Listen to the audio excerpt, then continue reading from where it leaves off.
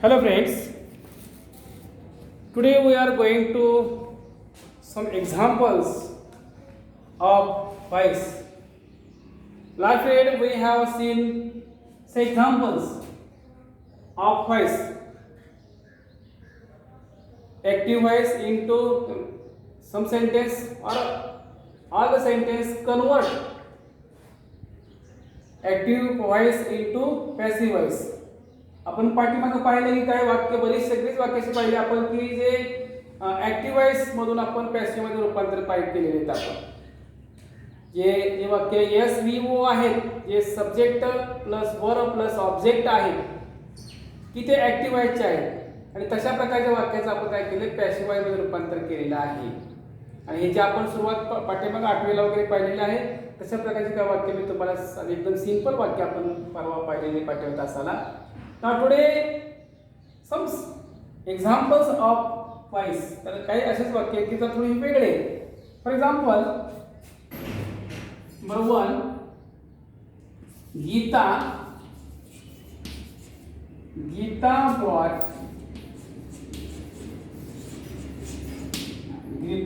brought him a glass of water. बघा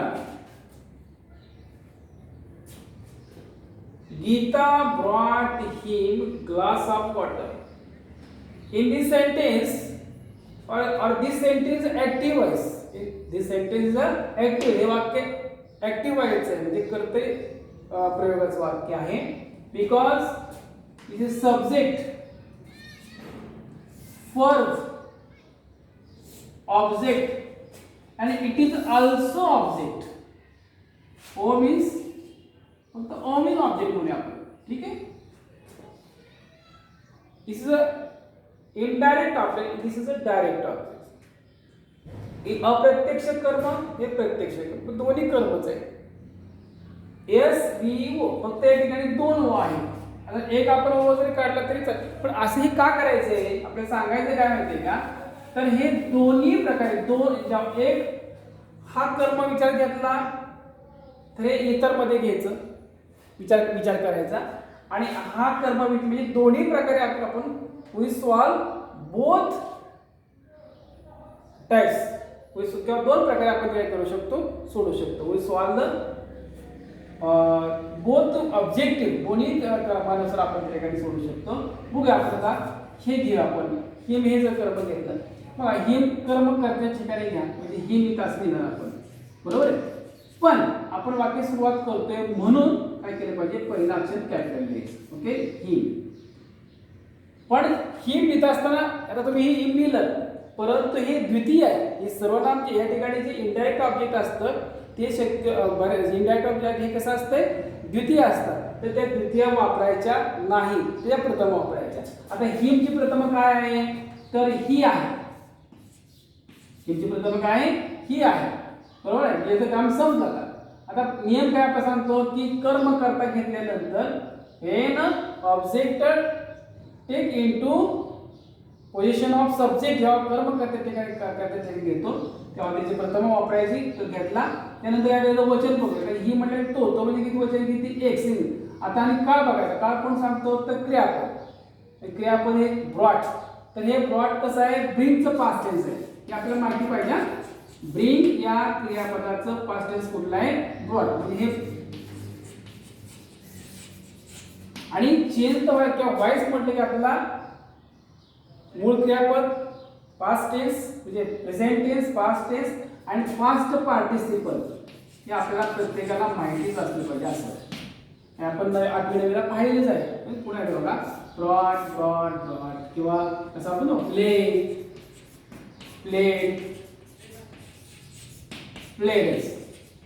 ED प्रत्यय लागला तुम्हाला मी काल सांगितले पाठीमाग सांगितलंय एखाद्या क्रियापदाचा पास्ट टेन्स करताना जर ईडी प्रत्यय लागला तर तिसरं रूप सुद्धा म्हणजे पास्ट पार्टिसिपल तेच असतं. आस्क आस्क झालं पास्ट टेन्स करताना ईडी प्रत्यय लागला म्हणजे इथं सुद्धा काय असं असणार आहे आस्क येणार. गो वेंट आणि गॉन ही आपल्याला माहिती असायला पाहिजे हां. ते आपण चेन वॉइस म्हटले हे माहिती असायला पाहिजे. तर आपल्याला हे बघायचं आपल्याला फक्त मला फक्त ते ठिकाणी आणलेलं आहे की अशा प्रकारचे आपल्याला माहिती असणं गरजेचं आहे. आपल्याला हे वापरावं लागतं आणि हे असेल आणि हे दोन असेल तर त्याच्यावर आपल्याला काळ समजतो कुठला येतो. आणि एकदा का समजा हे असेल तर आपल्याला हे वापरावं लागतं, हे असेल तर आपल्याला पास्ट पार्टिसिपल आपल्याला वापरावं लागतं. त्याच्यामुळं पहिलं रूप, दुसरं रूप, तिसरं रूप आपल्याला या म्हणजे माहिती असायलाच पाहिजे. तर का पहिलं रूप असेल तर काळ समजतो, दुसरं रूप वापरायचं तर काळ, हे असेल तर प्रेझेंट टेन्स म्हणायचं, हे असेल तर पास्ट टेन्स म्हणायचं. आणि या दोन्हीपैकी कुठलंही असेल पण जेव्हा आपण त्याचं पास्ट पार्टिसिपल वापरतो त्यावेळेस आपल्याला हे माहिती असायला पाहिजे. म्हणजे लक्षात. तर बघा हे घेतलं आपण, हे बघितलं काळ समजला कुठला, हे भूतकाळ आहे, हे वचन आहे, एक वचन क्रियेचं रूप आहे वॉज. आपण ते पाठात असं बघितलेलं आहे की सहाय्यकारी क्रियापद आपण पाहिलेले आहेत की कुठले कुठले वर्तमान काळाचे एम इज आर, त्याच्यामध्ये एम आणि इज एक वचन आहे आणि आर जे आहे ते अनेक वचन आहे. भूतकाळ past tense was and were are the to be, म्हणजे भूतकाळाचे टू बीचे रूप दोन आहेत, वॉज आणि वेअर. त्यात फार सोपं आहे, ते दोनच आहेत. एक आहे भूतकाळ ते एक वचन आहे आणि वेअर आहे ते पास्ट टेन्स आहे, म्हणजे सॉरी अनेक वचन आहे. आणि भविष्य काळामध्ये शाल आणि होईल तिथे काही एक वचन अनेक वचन नाही. तिथे कसं आहे की फक्त शाल जे आहे ते फक्त आय आणि विल यानंतरच आपण फक्त वापरू शकतो. आय आणि विल यानंतरच आपण काय करू शकतो, आपण शाल वापरू शकतो, अन्यथा शाल वापरता येत नाही. आणि विल जे आहे हे विल आहे ते आपण सर्वच सर्वनामानंतर वापरू शकतो आपण, किंवा सर्वच राम जे पुल्लिंग नाव असेल, स्त्रीलिंग नाव असेल, नपुंसकलिंग नाव असेल त्याच्यानंतर सुद्धा आपण विल वापरतो. आणि इव्हन आय आणि विल नंतर सुद्धा आपण विल वापरतो. फक्त शाल किती सोपं आहे बघा.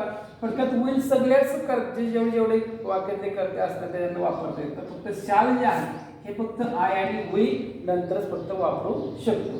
आणि विल मात्र यानंतर सुद्धा वापरू शकतो. म्हणजे हे तर शाल तर वापरायचं आहे विल नंतर, पण आय विल नंतर विल सुद्धा वापरू शकतो. तर मी तुम्हाला फक्त एवढं सांगेन की एखादी गोष्ट पुढं घडणारच असेल तर मात्र हे शक्यतो आय आणि विल नंतर वापरलं जातं. आता आपण घटना घडणार असते भविष्य काळामध्ये, घटना घडेल आणि घडेलच असा प्रकार असतो. म्हणजे परीक्षेत पास होईल म्हणतो आपण आणि परीक्षेत पास होईलच, त्याच्यात फरक आहे. तर I shall pass in examination मी परीक्षेत पास होईल, आणि I will pass in examination मी परीक्षेत पास होईलच. कसं मग या ठिकाणी घटना विल कधी वापरतो आपण त्या वाक्यामध्ये, तर एखादी घटना घडणारच असेल तर आय आणि विल नंतर ते वापरायचं होईल, अन्यथा शाल हे वापरायचं.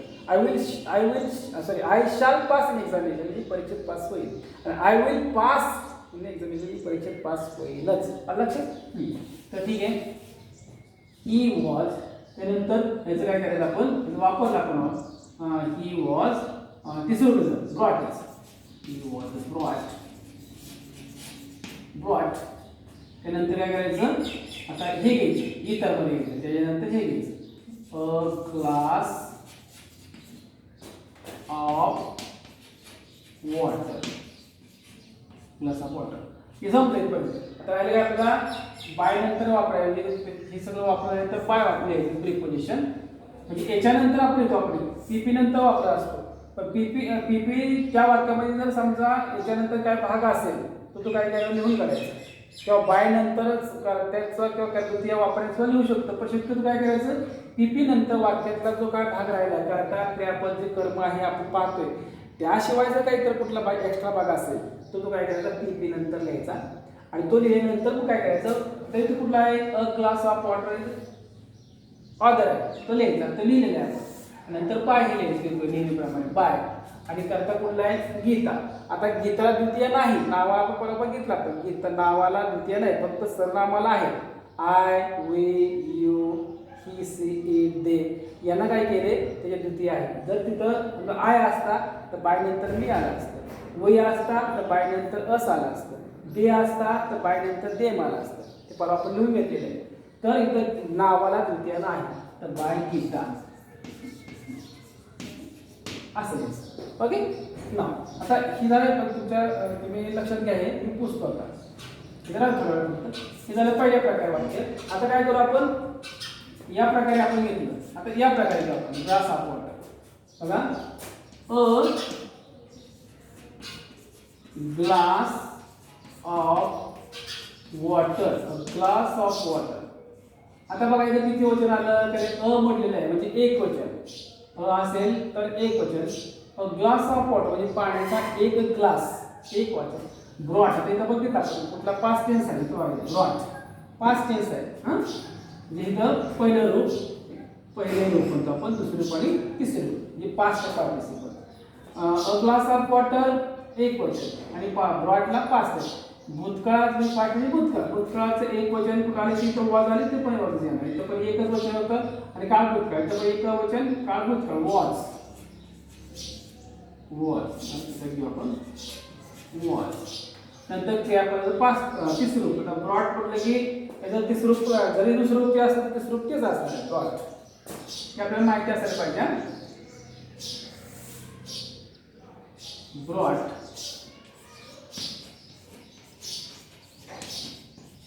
ब्रॉट.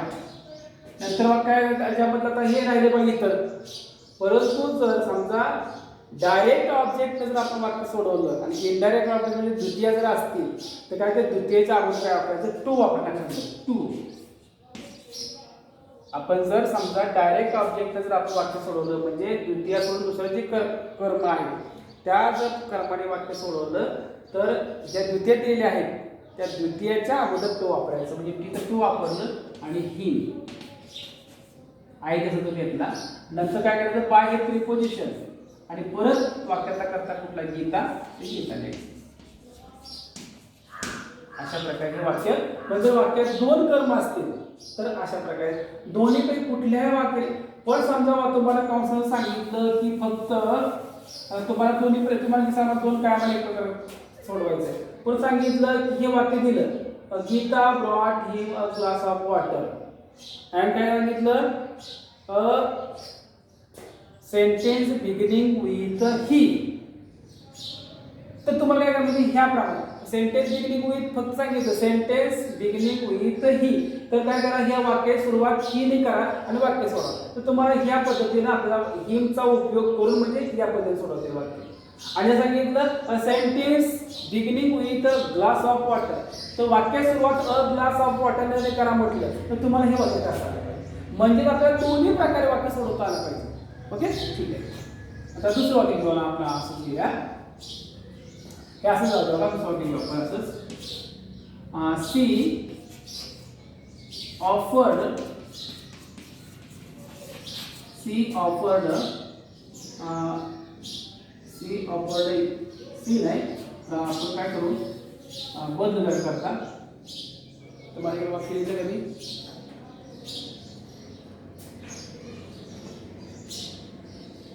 बर गीता हे झालं थोडं बदल करूया आपण.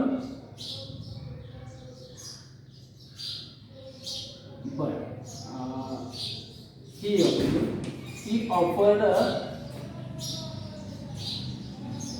us a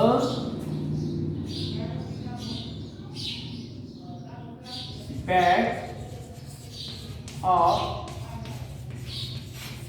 seeds असं म्हटलं आहे. ही ऑफर्ड अस, त्याने आम्हाला एक बियांची पिशवी देऊ केली, त्याने आम्हाला एक बियांची पिशवी देऊ केली. तर ही वाक्यप्रकार ऑफर्ड क्रियापद हे इनडायरेक्ट ऑब्जेक्ट आणि हे बॅग ऑफ सीड्स काय होतं तर डायरेक्ट ऑब्जेक्ट. आता कुठल्या प्रकारे घ्यायचं, पहिल्या वेळेस आपण हिम घेतलं तसं अस घेऊ. अची प्रथम काय वी, वी म्हणजे काय आम्ही, आम्ही म्हणजे किती वचन झालं अनेक वचन. आणि ऑफर्ड हे इंडी प्रत्यय म्हणजे काळ कुठला भूतकाळ, भूतकाळाचं अनेक वचन काही क्रियापद वॉज आणि वेअर आहे. भूतकाळाचे क्रियापद सारे काही क्रियापद त्यातला वॉज एक वचन आहे, वेअर आणि तर वेअर आपण पाहिजे आणि वेअर, वेअर वेअर नंतर काय करायचं एक क्रियापद तिसरं रूप त्याचं इंडी प्रत्यय म्हणजे तिसरं रूप तेच असणार आहे. बघा एखाद्या मूळ क्रियापद कुठला आहे offer, O double F E R हे मूळ क्रियापद आहे आणि त्याचं पास्ट टेन्स इंडी लागला म्हणजे दुसरं रूप आणि त्याचं दुसरं रूप तेच असणार offer, O double F E R E offered आता हे इतर मध्ये असा आपण उपयोग करतोय, त्यामुळे हे इतर मध्ये यायचं. A bag of seeds. आता इथं संपलं तर राहिलं काय, आतापर्यंत वाक्य सगळं संपलं. आता त्याच्यात काय केलं, बाय. आणि ते करता कुठलं आहे, ही. हे जुते काय नाही तर ही येणार, त्यामध्ये ही येणार. हिला दिया ही मार. आता परत काय करू आपण, की दुसऱ्या प्रकारे वाक्य सोडवू. अस घेऊ आता, अ बॅग असं म्हणजे a bag of seeds. Bag of seeds आहे. अ बघा काय पण काय म्हणतात, इथे यस लागला म्हणजे अनेक वचन आहे. अनेक वचन आहे मान्य, परंतु काय आहे, सीड्स आहे, बिया. पण बियांची पिशवी किती आहे मात्र, अ बॅग ऑफ सीड्स म्हणजे बियांची पिशवी. पण पिशवी किती आहे, एकच आहे. म्हणजे वचन किती, एक वचन. आणि ऑफर्ड म्हणजे काय, भूतकाळ. भूतकाळाचं एक वचन तिथं काय आलं परत नंतर, आता वॉज येणार, वॉज. बघा एक वचन काळ भूतकाळ, एक वचन भूतकाळ ऑज. ऑज त्यानंतर ऑफ मूळ क्रियापद तिसरं ऑफर्ड. इथं म्हणजे आता काय घ्यायचं राहिलंय, ही अस राहिला, हे द्वितीय आहे. त्याच्यामुळे काय करायचं, त्याला टू वापरायचं लागेल. टू अस संपलं म्हणजे काय, इथं बाय येणार. हा बाय नंतर ही द्वितीय काय येणार, इथं ही. ओके, अशा पद्धतीने हे दोन कर्म जर असतील तर अशा प्रकारे वाक्य सोडवायचे. ठीक आहे. तर दुसरं थोडंसं वाक्य प्रकार घे. हे वाक्य काय करा, कशा प्रकारचे वाक्य तुम्ही शोधा आणि सोडवा. जर काही अडचण आली तर मला फोन करा, परंतु वाक्य तुम्ही सोडवायचे आहे. जर तुम्ही सोडवले वाक्य तर तुम्हाला याच्यामध्ये समजणार आहे. जर तुम्ही नुसतं बघितलं आणि हे लिहून घेतलं तर काही कळणार नाही. अशा प्रकारचे वाक्य आहेत, तुम्ही जर शोधली, पुस्तकामध्ये आहे किंवा ग्रामरचं पुस्तक त्याच्यामध्ये आहे, सोडवा. आता आपण तो दुसरा प्रकार घेऊ आपण, थोडासा वेगळा. ही इज, सोपं घेऊ आपण वाक्य. He is writing letter. सोपं घेऊ, सोपं प्रकार वेगळा होता. Writing letter. या ठिकाणी काय बघा, करता. आतापर्यंत काय होतं की करता क्रियापद करून, इथे कसं होतं तर सहाय्यकारी क्रियापद आणि मूळ क्रियापद दोन आहेत. Helping verb as well as main verb. In this sentence there are two verb, helping verb as well as main verb आणि हे सब्जेक्ट. बरोबर, हे पी हे बी आणि हे सब्जेक्ट हे ऑब्जेक्ट. ओके, आता काय करायचं आपल्याला, तर वाक्य सोडायचं. तर या पेपरात कर्म करता पुढे जाऊ. अ लेटर हा कर्म आहे, तो करता ठिकाणी घ्या. इथं ए मात्र कॅपिटल घ्यायचं. अ लेटर किती वचन झालं याचं वचन, अ लेटर म्हणजे किती वचन झालं, एक वचन. ओके, अ आहे. आता काय करायचं, आता का कसा ओळखायचा हा मुद्दा आहे. इज करायची. एक आपण मूळ क्रियापदाला आय जे प्रत्यय लागलं तर आपण काळ ओळखू शकत नाही बाळांनो. कारण का प्रत्येक प्रेझेंट टेन्स असेल, पास्ट टेन्स असेल, फ्युचर टेन्स असेल, तिन्ही काळामध्ये क्रियापदाला आय जे प्रत्यय लागतो. त्याच्यामुळे मूळ क्रियापदावर जर आपण काळ ओळखू शकत नाही. या ठिकाणी जर समजा हे नसतं समजा तर आपण WRIT जर असं समजा तर आपण म्हणू लागतो वर्तमान काळ आहे. परंतु तसं नाही, तसं आहे का, नाही. त्याच्यामुळं काय करायचं, इथं आपण काळ ओळखू शकत नाही. काळ ओळखू कसं शकतो आपण, तर सहाय्यकारी क्रियापदावरून आपण काळ ओळखतो. सहाय्यकारी क्रियापद कुठलं आहे, इज. मग इज हे काय आहे, वर्तमान काळातलं सहाय्यकारी क्रियापद आहे. वर्तमान काळातील सहाय्य म्हणजे रसा पडला आपला काय आहे, तर हे कुठलं आहे, वर्तमान काळ. म्हणजे जर सहाय्यकारी क्रियापद जर वाक्यात असेल मूळ क्रियापदाबरोबर तर सहाय्यकारी क्रियापद काळ सांगतो. आलं का लक्षात. ही कुठल्या प्रकारचं वाक्य सांगू का, तर हे अपूर्ण वर्तमान काळातलं वाक्य किंवा चालू वर्तमान काळातलं वाक्य. अपूर्ण काळ पूर्ण नाही. जर सहाय्यकारी क्रियापद असेल आणि क्रियापदाला आय जे प्रत्यय असेल तर ते अपूर्ण काळ असतो.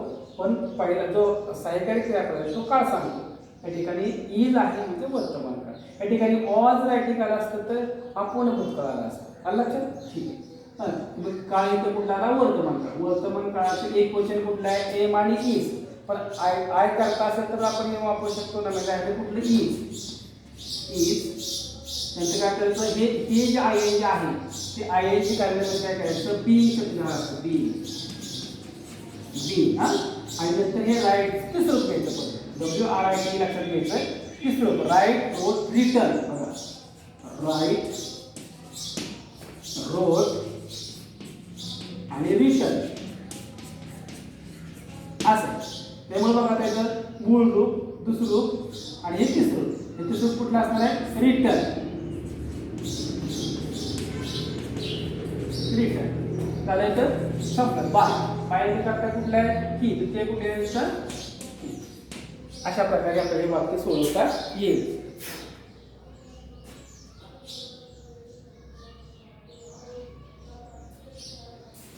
आता असंच वाक्य दुसरं बघू आपण बघा. एक म्हणून वी आर काय वी आर टेकिंग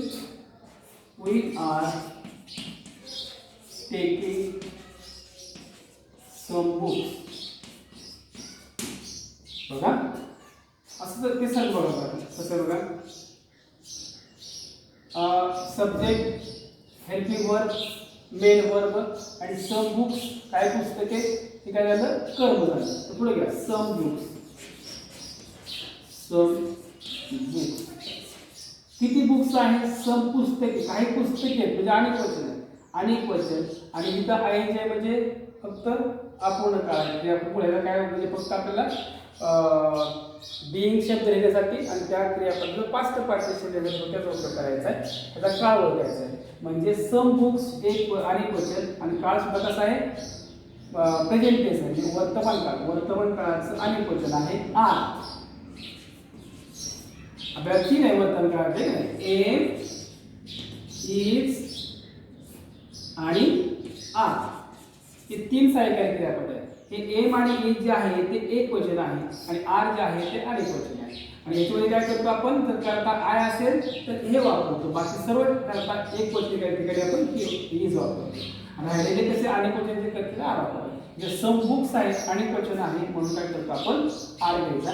आता त्याचं काम संपलं आर चा आपण असेल आला बरोबर. आता हे जर आय जी काय म्हणजे आपण पाय घेतो ह्या आय जी काय केले इज नंतर आपण बीइंग शब्द घेतला इथे पण काय करायचं बी हा ओके. त्याच्यानंतर काय करतो आपण या मूळ क्रिया टेक्स्ट सोबत कसं टेक घेतो आपण